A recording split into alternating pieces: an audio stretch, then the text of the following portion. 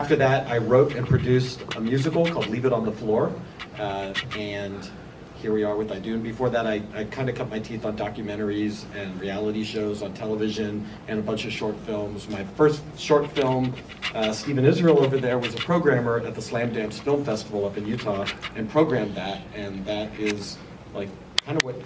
and traveled the world and had a bunch of hits in the UK and Europe and Asia, and it was fantastic. And then I got over that, and I was in Quinceañera in 2006 that won the Audience Award and Grand Jury Prize at Sundance, and was in Berlin. It won the John Cassavetes Award at the Spirit Awards, and that really set me on the film route, and now here with I Do, which is awesome. That's great. I'm glad we know your background. What about you, Stephen? I've been making films since 1994. My first film was called Swimming with Sharks, which I think played here. Yeah, that was great. And since then, this is, I think, my 12th film. Highlights of, I don't know, this Boy Culture played here as well, I think. Yeah. But before that, I had an ugly corporate history as, management consultant and a rocket scientist. But I've been making movies for about 20 years. Well, that's right. Now, how did I Do come about? David, how did you come up with the idea for the film? It was several things. First of all, I thought it was going to be kind of like a gay green card comedy. I thought it was hilarious that a gay guy would marry a lesbian. I expected there to be some. There's no comedy in this film. Oh no, it was a little bit of comedy. And then over the years of developing it, I started shooting photography because Jack's a photographer, so I started shooting. And then I started shooting the Prop 8 rallies in California. I was actually the official photographer for a bunch of rallies, and it was during that time I would look out to the crowd and see gay families with children. And I actually just talked to a friend of mine, and she reminded me. She's like, "David, do you remember that day you called me from the rally?" She said you couldn't stop crying. It really, really hit home that this issue is affecting American families. I mean, children, as well as mums and dads and dads, and that's really, really why it became much more of a drama. And the fact that the DOMA, Defense of Marriage Act, it's not just the couple that gets affected; it's everyone around the couple. So therefore, if you do the math, it's everyone's issue. DOMA's affecting everybody, American families in and out of this country. So that's been my guiding light, and that's kept me up at night. But here we are. It's amazing. I'm so lucky. How long did it take you to write the film? 48 hours. Really? But it took me 9 years and 48 hours. But yeah, development time was nine years, and then when I realized I had to kill the brother, I woke up Monday morning and was done with the script on Tuesday evening. Wow. Bonkers. But it's so current. I mean, so you had to update it if you wrote. The only thing that we updated was they were going to get married in Massachusetts, and then it went through in New York, and so that was the only change. And for me, it's very relevant, but it's been relevant to the couples and the people that have been dealing with DOMA for many, many years. And I think it's incredible the Supreme Court is going to be ruling probably in a couple of weeks on the constitutionality of DOMA. And it's a dream come true for me as a filmmaker to have it come out at this point. I mean, we had no idea, having worked on it for a couple of years, that the month of June, when it's Right. in cinemas, is fantastic. And Glenn, how did you become the director of the film? Well, so it all goes back to that Slam Dance Film Festival with Stephen, meeting him, and we had worked on another project together, and I'd heard about I Do for quite a number of years, and what I had heard was this wacky comedy, and I thought that sounded kind of stupid, and so it wasn't all that interesting to me. But Hey, it was kind of funny at the beginning. Yeah, but I thought it sounded stupid. And so I got a couple opinions or two, and so. But I'd heard about it, through the years as it was developing, and I'd met David through Stephen. And so as it started to become more of a reality, and I had heard he had rewritten it and turned it into a drama, I asked to read it. I loved it. And so at one of Stephen's dinner parties, David got down on one knee and proposed that I direct I Do. And He so- dropped his wallet and you went to get it. Yeah. He dropped his handkerchief. And so that's how that came about, actually. That was a couple years ago, right? I think so, yeah. And where did the film open? Where did this film start? What festival did it open to? Well, we had a sneak preview last year at Frameline, but the official world premiere was at Outfest last year. And we played at the Ford Amphitheater, which is about 1,000 seat outdoor cinema, which is just an amazing place to premiere a movie. Louder, yeah. You have to put the microphone Sorry. by your mouth. Okay, sorry. Yes, No, it's to sing, so he knows. no, I love it when it has a cable so you can flick it. Did you lip sync? I used to lip sync for my life. You and Rick. So where did the film open? The film premiered at the Outfest, Los Angeles Gay and Lesbian Film Festival at the Ford Amphitheater, which is a lovely place to premiere a movie, 1,000-seat outdoors. Is it 1,000 or 1,400? I think it's 1,100. All I know is about 80% of the people that we knew in LA came out to see the film, and halfway through the film I realized they were all going to see my bottom. And that wouldn't have been the first time, probably. Oh. Don't let my boyfriend You're not say shy. You're not shy about it. The That's mood okay. shifted in. Well, let's just say that that particular scene was written differently. It was a very, very stressful day. I had just killed myself. We were over in time. We had done about 30 shots that day, and the crew was packing up. And it literally was, get in the shower, take your clothes off. So it was meant to have a strategically placed towel and be, you know, but no, that's what you got. Sorry. No, don't be sorry. How many days did it take to shoot the film? We shot the. Can you hear me? Yeah. We shot the film 16 days in Los Angeles, 2 days in New York for exteriors, and 1 day in Spain. Spain-ish, to the end. Yeah, where was Spainish? Spain light, as we like to Spain call light, it. yeah. Temecula, California. That's my guess. I said, it's okay. I think it's Temecula or Desert Hot Springs somewhere.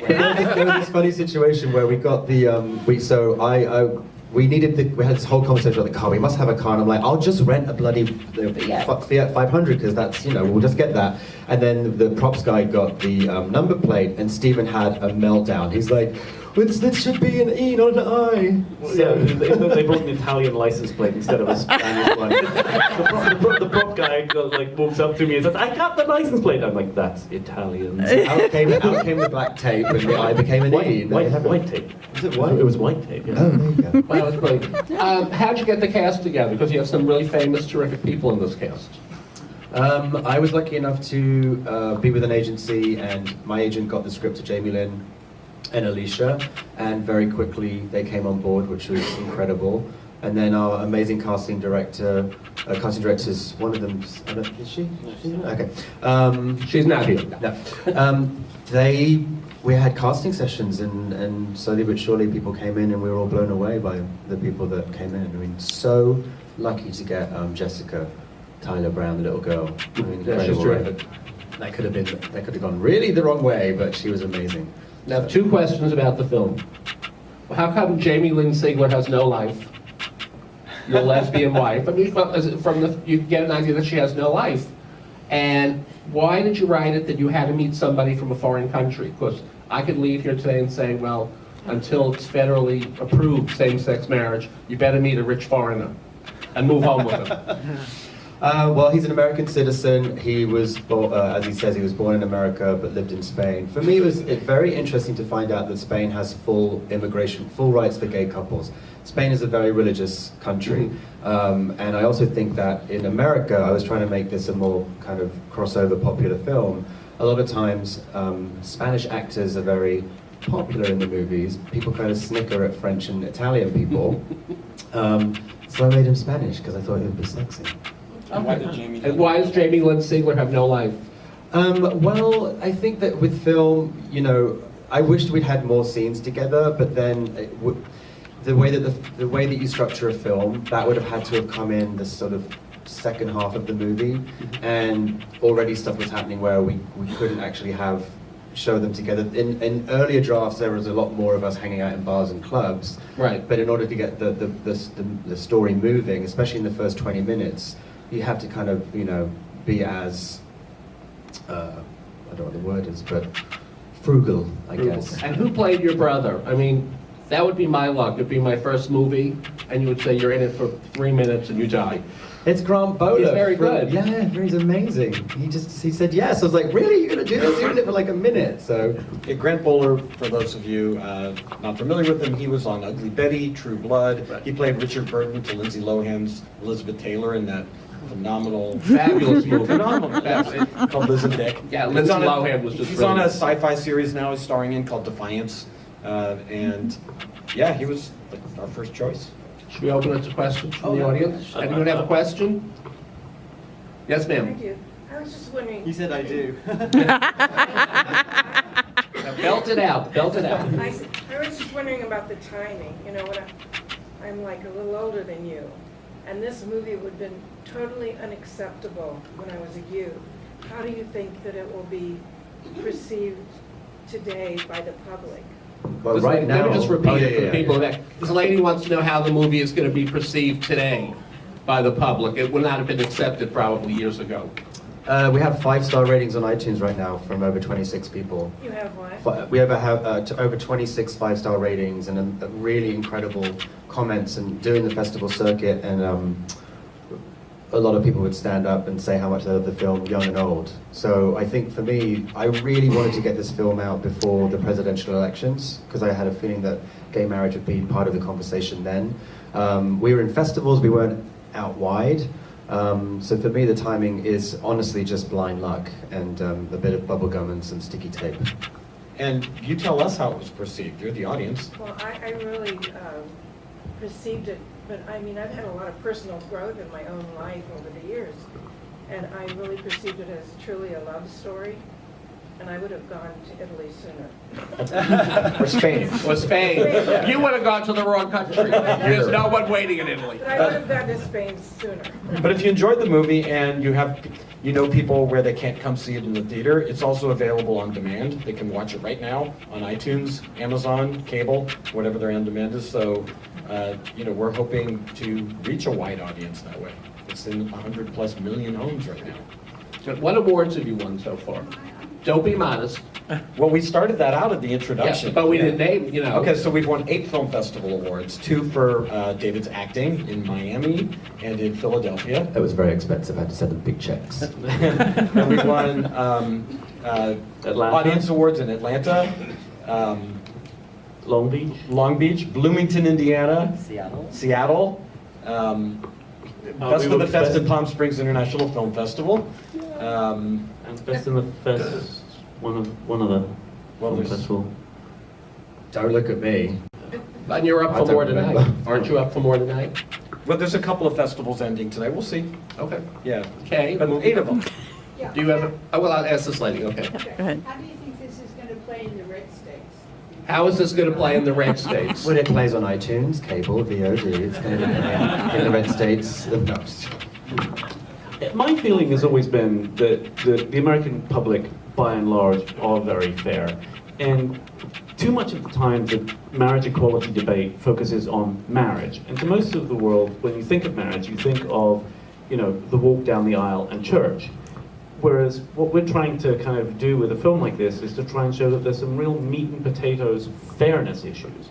I think if you can take the conversation away from the walk down the aisle and the religious aspect of marriage and take it to the simple matter of human rights, where one set of people is treated completely different from another, I think if we can move the conversation to the discussion of the 1,500 or so enumerated rights of marriage in federal law, I think we're going to have a much better time of that discussion. And we didn't make this film just to show people who agreed with us. We made this film to change minds. So hopefully a few people in red states will change their minds. But I think we're in a good place because, the tide is turning. I mean, statistically now, there are more Americans for gay marriage, and I think that a lot of the younger kids, they don't even see it as gay and straight marriage. They don't have that issue at all. So I think that we're in a really good position. I think we still have a long way to go, but yeah, the middle of the country's an interesting Yeah, place. we're playing in Juneau, Alaska, so maybe a Palin or 2 will see this too. You better put subtitles with big letters. Yes, ma'am. Can they I read? just want to say that I felt that this film, above and beyond anything else, showed human connections, beautiful human connections. And there have been a couple of other films that touched on these issues that were like that, and we can remember them as clear as anything. This is a beautiful film, and you've done a great job with it. And I think that's the key right there, the human connections and how important they are, above and beyond anything else. Thank you. Thank you, Kay. The movie gal. This is the movie gal. She has tough. Hi. I just wanted to follow up on what this lady said, because you asked a question about Spain earlier on. Why was he from Spain? Part of the reason for that was we wanted Jack as a character to make the decision that his relationship with his partner was more important than the green card and more important than anything else. So that's kind of the reason why he was Spanish as opposed to American and staying here. It was more about him having to make that choice. And we felt that we make a stronger case for the immigration rights if he had to choose to leave. Okay, Kate, wait. I'm going to do my Phil Donahue. Hi, guys. I love the film. There was a point in the very beginning of the film when the brothers are talking, and the straight brother says to the gay brother, well, you have it so much easier. You know, your life is not as complicated. And can you address that, how that came about and when you were writing the script? Thank you. Thank you for recognizing that as for me, an important part of the gay experience. I read a book called The Velvet Rage that really helped me with my sexuality, because I'm an out gay actor. And so the book is about how we grow up in a straight-centric world, and a lot of times we're bombarded with heterosexual images of love, romance, and women are basically brought up just to get married. And we're a kind of a society obsessed with romantic love and marriage.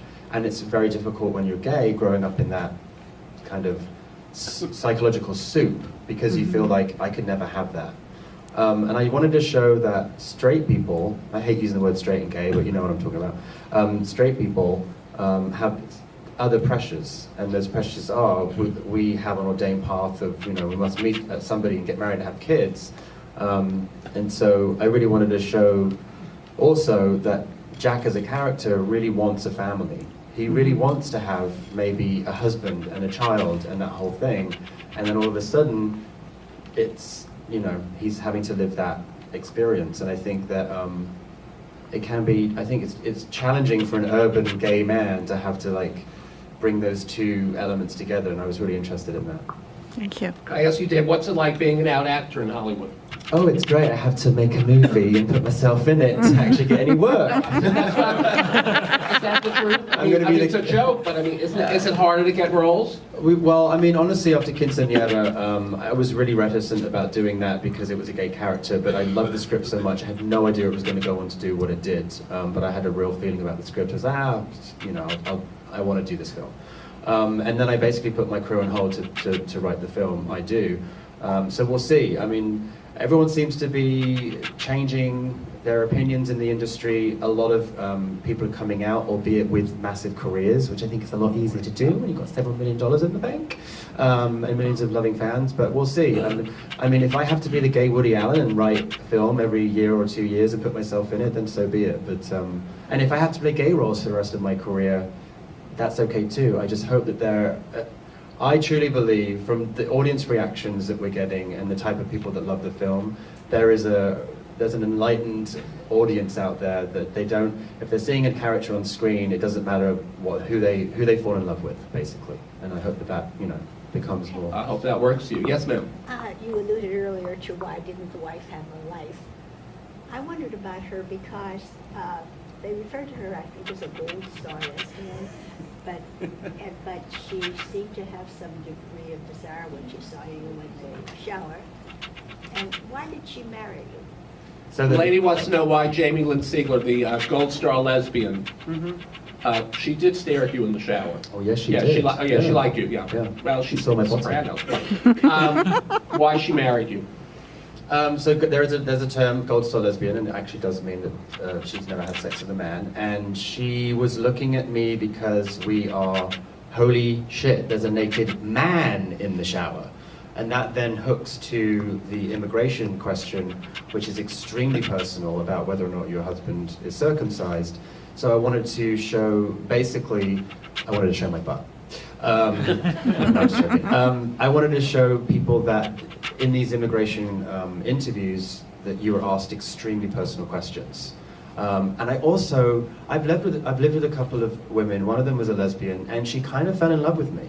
We were almost living out that straight relationship, and for her it meant more. For me, I was just like, it was my roomie, but for her, I was fulfilling some kind of role for her going back to what we were talking about earlier, where you grow up in a society where you're bombarded with this idea of a man and woman together, and for some reason she started not having, I don't think she actually loved me, but she started thinking that we were married. She got really mad at me when I had a boyfriend. She was so being homophobic. I'm like, you're a lesbian, why are you being homophobic? So that's the background of as me as a writer bringing that kind of thing into it. And why did she marry me? She married me because I was the person that basically had made her career and always made sure that she was hired for every job. She wouldn't be living in New York if it wasn't for me. She felt that she was indebted to me in some way. And she was like, screw it, you know? And I think sometimes people do stuff that they don't calculate the ramifications until it's too late, you know? And did you ever have a best friend where you think, oh wow, this is a good opportunity, we're going to hang together a lot, and it didn't turn out that way? And that shower scene is really meant for you to fill in the blank. It's meant to So be a little best ambiguous. friend. She could be Fill in the looking at it blank? as, Really? yeah, she could be looking at it as a curiosity, or it could have turned her on, but it does come back to bite her in the butt, no pun intended, but you know, later where she has to, you as an audience know, maybe she doesn't know if he's circumcised or not, and so you might reflect back on that scenery. Well, he's British. Hello, I'm English. Is it realistic to think that a woman in immigration would say to you, get married? Your only hope is to get, I mean, would that? It happened to a friend of mine. Oh, well, that's what I was going to ask you. Yeah, he was told that he either had to start a business and spend X million a year and hire Americans, and he was told that the quickest and easiest thing for you to do is get married. She had a lesbian son. She had a gay son. Oh, and Yeah, you just had a lesbian son, which Yeah, would be, she had- that's another movie. And she A had- lesbian son is another movie. And she has a gay son, and she understands what they're up against. And Right. that was me saying to the audience, you know, She understands. She understands. She gets it. you know. Anybody else have a question? Yes, I sir. have a question. I want to know, have you explored the idea of the couple that are both gay, but one of them changes their physiology, becomes the opposite sex, and they have all the rights that you don't? This lady wants to know if a gay couple gets, a same-sex couple gets married, and then one of the people in that same-sex marriage who's gotten married changes their sex. They've already That- changed. They've already changed, Here's- so-called Chaz Bono. Do you know the Yeah. answer? Well, I was on MSNBC on Tuesday, but I have no idea, absolutely no clue. I'm completely clueless when it comes to that. I think it's really fascinating. How does the gay society feel about, Transgender people. feel about that they have rights that you don't? I'm a bit lost. It's because I've been driving for 3 hours. I And think- It's a gay couple. Well, I think that's kind of the point is that we were trying to make is that this is about marriage equality. It's about a human rights issue where all people should have equal rights, regardless of sexual orientation or sexual, what's the term of art for it? Gender, yeah. So, If they have those rights, if they change their sexuality, that Uh, you don't, that gay people Well, don't. that's really, that question is sort of in left field. I'm completely Yeah. lost. I mean, the movie's just about equal rights for people when it comes to marriage. We can talk in the Yeah. foyer about that. Yeah, let me ask this gentleman. David, did you feel it was important that you play the role in the movie, or would you have been comfortable giving it to someone else and let them do it? The gentleman wants to know if David wanted to star in the movie. Well, I did at the beginning, didn't I? I mean, I didn't at the beginning, did I? I was like terrified of the whole thing. And they did Quinceañera, and I took Stephen to one of the first screenings before they released it. And I think I turned to him and was like, did they ever play Jack? And then it's very, very hard when I made that decision to write certain scenes. I start losing that shoe. My brother dying, especially, was very hard to write and act those scenes, and also the suicide. I was like, oh God, I have to go there, and yeah, it's definitely challenging. You have to split your writer and your actor mind, you know. Are you an actor who writes or a writer who acts? I think I'm both. And all And of those. do you enjoy both the same amount? I've been writing since I was a kid, but I love acting. Yeah, I think that yeah, both, all of it at the same time. Movie gal. Someone back here who Oh, where? hasn't asked a question. Oh, well, let me go back here, okay. I thought your movie was excellent. It was beautiful, beautifully done. And I feel personally that in the next few years, 5 years, like you said, this isn't going to be a big issue as to you know, gay or lesbian or straight or whatever, it's just going to be part of our society. And these films are going to be just part of the, you know, out there. And they're just going to be who they are and who we are. But I did have one question, which I thought, in the real world, I would think that you would have, to make it easy, you would have married your brother's wife. It would have made life easy. You could have, because you were raising a child anyway, you were there, you were part of that. And it didn't seem like she mattered. It didn't seem like, you know, it mattered to her whether. Well, I essentially killed her husband. Let me just say, The this film. lady wants to know why, she thinks in the real world you would have married your brother's wife. Yeah. And that would have been the easiest route. Absolutely, but essentially I killed my brother twice because I caused the accident and then I signed the DNR. Yeah. So in her mind, that is horrible, Oh, is a it? horrible Oh, thought, Lord. yeah. And she didn't want to risk her child's security if they were caught. But I think it was excellent. Thank you. Lady Love, in the real world, I would have become, you should have become the brother. I would have changed identities. There'd be no problem. Wow, we're Okay. going down the rabbit hole. I'm confused between real world and fiction right now. You're in the desert. I need This is more not the real comedy. world. That's what's happening. Okay? It got cut off in the trailer at the end of the film, but who wrote the song? I liked it. Oh, the very end song? Yeah, the a ending good friend of mine, song. Ty Herndon. He's a Oh, I country know. singer. He's good. Yeah, and he actually, he didn't write the song, but he recorded it for us. It's going to be available at some point. I think he has an album coming out, but yeah, he called me up and he's like, I think I have the perfect song. So we were really lucky with the music, I think. I think we got really strong tracks in the movie. Yeah, and Alicia Witt sings and wrote Do It, which was the song during the photography montage towards the end. Now available for download on iTunes. Get out your phones, folks, get it. We have to wrap this up, but where do you guys go from here? I'm going to go to the bar and have a glass of wine. Yeah, but no, Sarah, no, come on. But career-wise, what's next?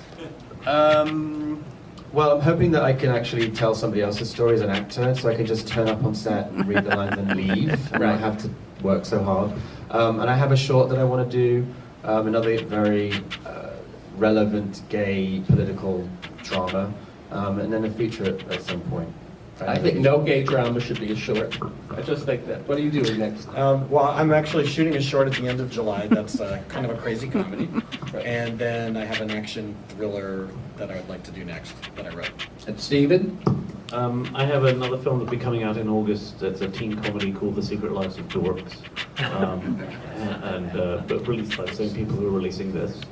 And then I have another film that we just premiered at the Tribeca Film Festival, called another teen comedy called GBF, which stands amazing.